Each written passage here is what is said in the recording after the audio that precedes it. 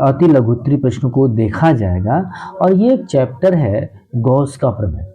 Gauss का प्रमेय अर्थात गॉस का प्रमेय, और इसमें पूरा अगर देखें तो बैदुस और गॉस के प्रमेय के बारे में देखा जाएगा। उससे रिलेटेड ये क्वेश्चन है, एक छोटा अति लघुत्तरी प्रश्न है, बड़े भी क्वेश्चन में आ जाता है। लेकिन इसमें छोटे क्वेश्चन में क्या कह रहा है, दो प्लेटें जिसमें से प्रत्येक का क्षेत्रफल ए है, जैसे दो प्लेट है, इस तरह से एक प्लेट दो बना लिया, जिसमें से प्रत्येक का क्षेत्रफल क्या है, ए है, माने एक समान आकृति बनाया। एक छोटी दूरी डी पर स्थित है, बीच की दूरी कितनी है, डी है। ऐसे कर है, इसके एक दूसरे के समानांतर रखी गई, माने एक दूसरे के समानांतर रखी गई, एक पर प्लस क्यू चार्ज है, एक पर क्या है, माइनस क्यू चार्ज है, ऐसा प्रश्न कह रहा का आवेश है। प्लेट के बीच के स्थान पर वैद्युत क्षेत्र क्या, नहीं इसके बीच के स्थान पर वैद्युत क्षेत्र की बात कर रहा है। तो एक बात ध्यान दीजिए, धन प्लेट से दूर की तरफ वैद्युत क्षेत्र होता है, और जबकि ऋण प्लेट की तरफ होता है। जैसे ये ऋण प्लेट है, ऋण चार्ज है, इस पे क्या आपका है, धन चार्ज है, तो इसके द्वारा अगर वैद्युत क्षेत्र उत्पन्न होगा तो इससे दूर E1 हो गया मान लेते हैं, और इसके द्वारा अगर होगा तो इसी की तरफ E2 होगा, इस प्लेट की ही तरफ होगा, ऋण प्लेट की तरफ होता है वैद्युत क्षेत्र, और जबकि धन आवेश से दूर की तरफ होता है।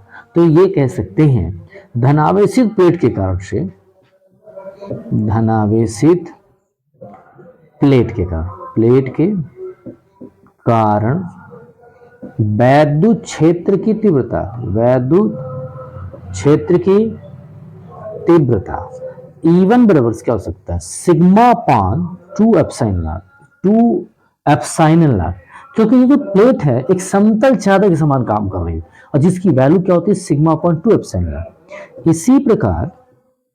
इसी प्रकार ऋणावेशित प्लेट के कारण, ऋणावेशित प्लेट के कारण वैद्युत क्षेत्र की तीव्रता, वैद्युत क्षेत्र की तीव्रता क्या हो सकता है, E2 के बराबर सिग्मा अपान 2 एप्सिलॉन नॉट हो जाएगा। अब जो दोनों की दिशा वैद्युत क्षेत्र की एक ही में, इसलिए टोटल वैद्युत क्षेत्र E बराबर क्या होगा, E1 प्लस E2 हो जाएगा। टोटल दोनों की क्षेत्र एक तरफ है, इस वजह से जोड़ देंगे तो पहला का मान कितना, सिग्मा अपान 2 एप्सिलॉन नॉट है, दूसरे का भी मान सिग्मा अपान 2 एप्सिलॉन नॉट। जोड़ेंगे तो जब हर समान है तो हर के जगह क्या 2 एप्सिलॉन नॉट ऊपर भी हो जाएगा, 2 सिग्मा, 2 से कट जाएगा, वैल्यू क्या बच जाएगी, इसकी वैल्यू अगर देखें तो केवल टोटल जो वैद्युत क्षेत्र की तीव्रता आएगी प्लेट के बीच, वो सिग्मा अपॉन एप्सिलॉन नॉट हो जाएगा। लेकिन किसी आवेशित पृष्ठ पर आवेश का जो पृष्ठ घनत्व होता है, आवेशित अगर कोई पृष्ठ है तो जो आवेश का पृष्ठ घनत्व होता है, आवेश का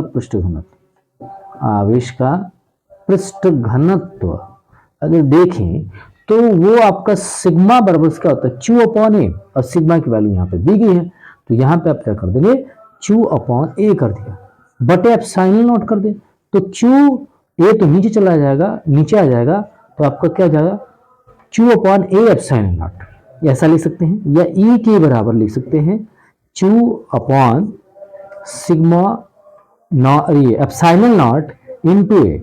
यही आपका ऑप्शन, अगर ऑप्शनल क्वेश्चन है तो ऑप्शन सही हो जाएगा। इस तरह से करना चाहते हैं तो सीधे तौर पे आपका ये हो सकता है। और वैद्युत क्षेत्र अगर ये आवेश का पृष्ठ घनत्व के रूप में नहीं कर रहे हैं तो आपका ये आंसर सही होगा। जो ऑप्शन में, अगर ऑप्शनल क्वेश्चन अति लघुत्तरी की बात कर रहे हैं तो ऑप्शन में ये दिया गया क्वेश्चन ये आया हुआ है, तो ये वाला ऑप्शन आपका सही होगा। तब आपको निकालना पड़ेगा किसी आवेशित पृष्ठ पर आवेश का जो ये आवेशित पृष्ठ है, तो जो आवेश का पृष्ठ घनत्व तो सिग्मा बराबर क्या होता है, q अपॉन ए हो जाता है, यानी आवेश बटा के इसके पृष्ठ के क्षेत्रफल। ये किसको व्यक्त करता है, पृष्ठ के घनत्व को व्यक्त करता है। तो इस तरह से आप प्रश्न को देख सकते हैं। एक अति लघुत्तरी प्रश्न लिया जाता है, जैसे लेते हैं, जैसे R1 और R2 त्रिज्याओं की दो चालक गोलों के पृष्ठों पर आवेश के पृष्ठ घनत्व बराबर है।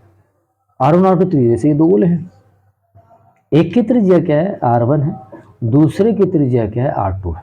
ये कह रहा है कि इनके तीव्रताओं का जो अनुपात है वो बताइए।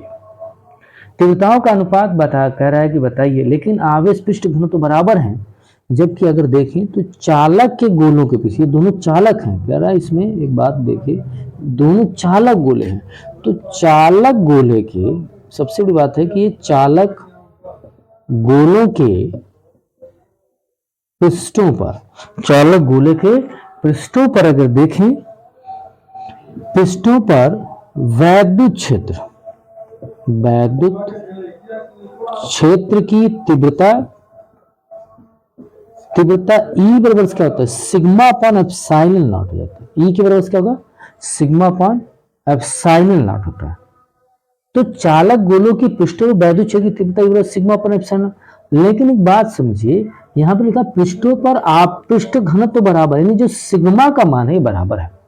जब सिग्मा का मान बराबर है तो निश्चित है इन गोलों के तीव्रताओं का मान भी बराबर होगा। अगर इसकी तीव्रता E1 है, इसकी तीव्रता E2 मान लें, अगर ये इक्वल है तो epsilon not is the constant value, यानी ऐसे कह सकते हैं E1 अपॉन E2 बराबर सिग्मा अपॉन एप्सिलॉन नॉट, यानी सिग्मा 1 कर देते हैं, पूरे का आप कर सकते हैं सिग्मा 2 एप्सिलॉन नॉट।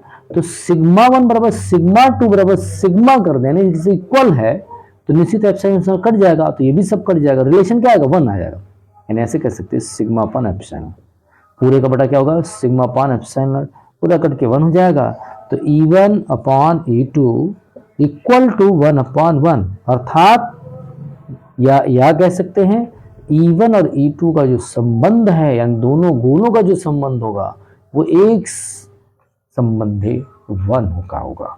यानी ऐसे क्वेश्चन को आप कर सकते हैं, देख सकते हैं, ये भी अति लघु उत्तरीय प्रश्न में आया हुआ प्रश्न है, बार बार पूछ देता है, इस तरह से आप ध्यान दें क्वेश्चनों को। देखते हैं, एक छोटा प्रश्न है, आवेशित खोखला गोला किस बिंदु पर वैद्युत क्षेत्र उत्पन्न नहीं करता। अगर आवेशित खोखला गोला है, यानी अंदर आवेश का वितरण है ही नहीं है, हम पृष्ठ पर होगा, यानी ये पृष्ठ की बात कर रहा है, यानी पृष्ठ पर है। जब आवेशित खोखला गोला हो, ठोस नहीं है, ठोस रहता तो पूरे आयतन में वितरित होता है, यहाँ पे तो पृष्ठ पे है। अगर देखा जाए तो किस बिंदु वैद्युत क्षेत्र उत्पन्न नहीं करेगा, आंतरिक बिंदु पर आवेश है नहीं, इसलिए वैद्युत क्षेत्र उत्पन्न नहीं करेगा।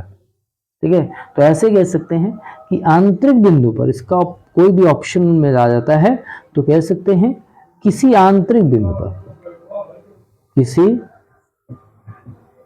आंतरिक बिंदु पर वैद्युत क्षेत्र